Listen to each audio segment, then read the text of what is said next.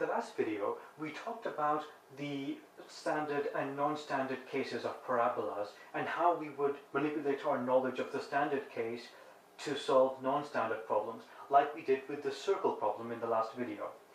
We're going to do a problem now about the non-standard parabola. You have this in your practice sheet, at least we did in our practice sheet. Find the focus, directrix, and axis of the parabola y equals x squared minus 2x plus 3. We're going to use the same techniques as we did in the last video. This is obviously a non-standard parabola, so we begin by first rewriting this equation in a form that resembles the standard equation of a parabola. The standard equation we know is y squared equals 4ax. So our task is to rewrite this in as similar a form as we can to this. We want to rewrite this in a form such that one of the variables raised to power 2 is equal to a constant multiplied by the second variable of the equation.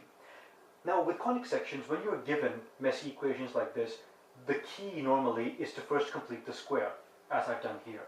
So we first say this can be rewritten as y equals x minus 1 squared plus 2. This can be rewritten as y minus 2 equals x minus 1 squared. Hence, x minus 1 squared is y minus 2, and x minus 1 squared is equal to 4a times y minus 2. Now, we've rewritten this equation in a form that resembles the standard. One of the variable terms has a square. You've got a constant here multiplied by the second variable of the equation. In this case, 4a takes the value 1. It takes the value 1 because there's nothing multiplying the y. If we had, for example, and this is not the case here, but let's say it were 3y minus 2. If that were the case, then we'd first have to factor out the 3, and we'd say 4a is equal to 3, therefore a is equal to 4 over 3. We'll talk about this more in the following videos, but that was just a brief tangent to explain why I said 4a is 1. Because the reason I said 4a is 1 in this case is because there's nothing multiplying the y. There's no factor there apart from 1. Okay, so we had a non-standard parabola, we rewrote it in standard form, and now we've been able to find the constant a, which in this case is a quarter. So how do we proceed from here to find the focus, directrix, and axis? Normally I think to myself, okay, what roughly does the parabola look like? What orientation would it have? We can tell from previous knowledge that this is a transformation of the graph y equals x squared, which we know looks like this, an upward facing U-shape. Remember, I said how I like to start with the vertex. So what's the vertex in this case? The vertex is going to be the bottom of the parabola, the tip of the parabola. In this case, it's the point 1, 2.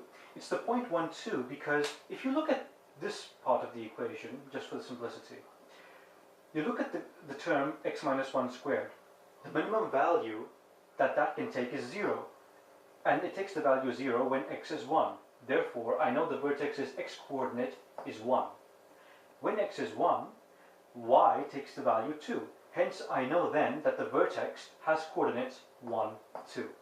So I found the vertex, and now that will enable me to find the focus, directrix, and axis. You can tell immediately now that the directrix, as we mentioned, is going to be a line going through the vertex which splits the parabola into two separate bits. In this case, we know it's a vertical line. We know it's vertical because, as we mentioned, the parabola in this case is upward facing. It needs a straight line to go through it, a vertical line, sorry, to go through it and split it into two separate parts. We know it's a vertical line through the point 1, 2. Hence, because it's vertical, we know its equation is x equals something, and we know it's 1 because it goes through the point 1, 2. So now we found the axis. What about the focus? Remember, we said the focus is always a units away from the vertex in the interior of the parabola on the axis. Okay, so in this case, it's going to be, just marking that space, it's going to be a units above the point 1, 2. That's where the focus is going to be. We know that a is a quarter from our working out here. Hence, what are the coordinates of the focus now, you may ask? Well, if it's a units above the point 1, 2 along the axis of the parabola, the focus is going to be 1, 2 plus 1 over 4, because it's quarter of a unit above the vertex, and hence it's 1, 9 over 4. That's your focus. Now, for the directrix. We said previously that the directrix is perpendicular to the axis, okay? So the axis here is vertical.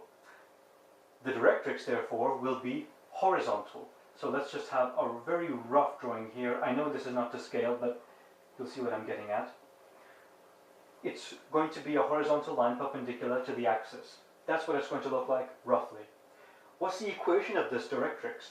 We said previously that the directrix is a units away from the vertex, but in the exterior of the parabola. It's not inwards, it's outwards. So, I know this is obviously not to scale, but let's say this is the distance A. This is a line which goes through the point that is 1/4 of a unit below the point 1, 2. Therefore, the directrix, which we know is horizontal, so it's going to be y equals something. It's going to be y equals 2 minus 1 over 4, which is equal to 7 over 4. We know that because it goes through the point 1, 7 over 4, because that's the point that's 1/4 of a unit below 1, 2. And if a horizontal line goes through 1, 7 over 4, the equation is going to be y equals 7 over 4. Okay, that solves this problem. Now, don't worry if you don't understand it as yet. It does take a little bit of practice, and we will do 2 more problems before we leave the topic of parabolas. But even if you still don't understand them, as I said in the first video, the key is focus. The key is practice and focus. You have to practice these problems, go to your tutors, and go to your friends who were quite helpful towards me, and practice these problems, and you'll soon come to realize that they're not really that bad once you get the hang of them. We're going to do now 2-3 more problems before we finish on parabolas. Thanks for listening.